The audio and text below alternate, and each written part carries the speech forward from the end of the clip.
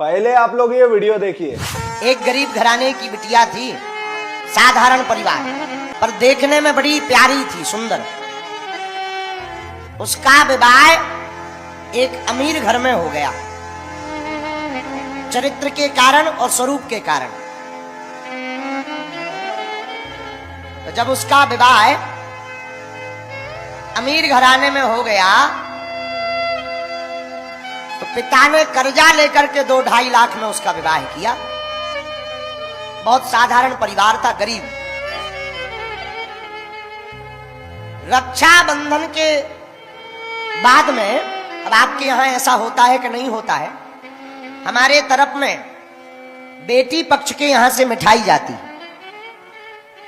रक्षाबंधन बेटी पक्ष के यहां से मिठाई जाती है और उस मिठाई को पूरे मोहल्ले में बांटा जाता है, बिटिया के ससुराल में। तो बिटिया को तो पता था कि हमारे घर पर ज्यादा कुछ है नहीं, अमीर घराना, और 1-2 मिठाई के डब्बा में कुछ होना नहीं। तो बेटी ने अपनी माँ को फोन लगाया, बिटिया, माँ, रक्षाबंधन आ गई है और मिठाई पहुंचानी पड़ेगी आपको, कितनी मिठाई भेजोगी? तो माँ ने रोते हुए फोन पर कहा, बेटा, अभी अभी शादी करी, कर्ज बहुत हो गया, हमारे पास कुछ है नहीं, तुम्हारे पिताजी के पास में मात्र 400 रुपया है, उन्होंने भी 2 साल से कपड़ा नहीं खरीदे, पर बेटा 400 रुपए में जितनी मिठाई आएगी हम भेज देंगे। तो बेटी ने कहा, माँ, 2, 4, 5 किलो मिठाई में यहां कुछ होना नहीं है, हंसी और हो जाएगी, सासू माँ ताने और देगी कि बिटिया मिली तो सूखी, कुछ तो मिला ही नहीं, ऊपर से हमारा स्वागत भी नहीं ठीक से कर पाए, नियम भी पूरा नहीं कर पा रहे, तो तुम कुछ मत भेजो। पर माँ ने कहा, बिटिया, फिर भी नियम है, हम भेज देंगे। रक्षाबंधन का दिन आया, सासू माँ ने पूरे मोहल्ले और पूरे रिश्तेदारों को बुलाया है कि आज बहू के घर से, मायके से मिठाई आई है, सब लोग आओ। अब तो बेचारी बहू बड़ी चिंतित हो गई कि हमारे घर से तो मिठाई आई ही नहीं, हमने तो मना कर दिया है। पर इन्होंने तो पूरे मोहल्ले को न्योता दे दिया, और अगर आज मिठाई नहीं आई तो जगत हंसी होगी, और 4 लोगों के सामने सासू माँ हमें सुनाएगी। लेकिन क्या देखते हैं, सासू माँ ने आवाज लगाई, अरे बहू, नीचे तो आओ। ये दौड़ी दौड़ी गई, प्रणाम किया। हाँ माँ। सासू माँ ने कहा, बेटा, तुम्हारे मायके से बहुत मिठाई के डिब्बे आए हैं, 1-1 डिब्बा सबको अपने हाथ से बांटो। बिटिया बड़ी चौंक गई, देखते देखते 100-150 डब्बे बड़े रखे हैं भरे, 1-1 करके उसने बांटा। उसका दिमाग बड़ा परेशान, मन में कहने लगी, माँ ने तो हमसे कहा था कि हमारे पास 400 रुपया है, माँ ने बड़ा झूठ बोला, लगता है कहीं से उधार लेकर के भेजा होगा। तुरंत भागी भागी ऊपर छत पर गई, मोबाइल निकाला और फोन लगाया, कहा, माँ, तू बड़ी झूठनी है, तुम कह रही थी मात्र 400 रुपया है, इतनी सारी मिठाई कैसे खरीद ली? माँ बोली, बिटिया, हमने तो कुछ भी नहीं भेजा, शाम तक पहुंचेगा, अभी पिताजी निकले नहीं है, रुपयों की व्यवस्था कर रहे हैं, किराया भी नहीं है। तो बिटिया कहने लगी, माँ, यहाँ पर कैसे मिठाई आई? वो तो हमें पता नहीं है। जैसे ही फोन रखा, सामने सासू माँ खड़ी थी, हाथ जोड़ करके बहू कहती, माँ, ये मिठाई कहाँ से आई?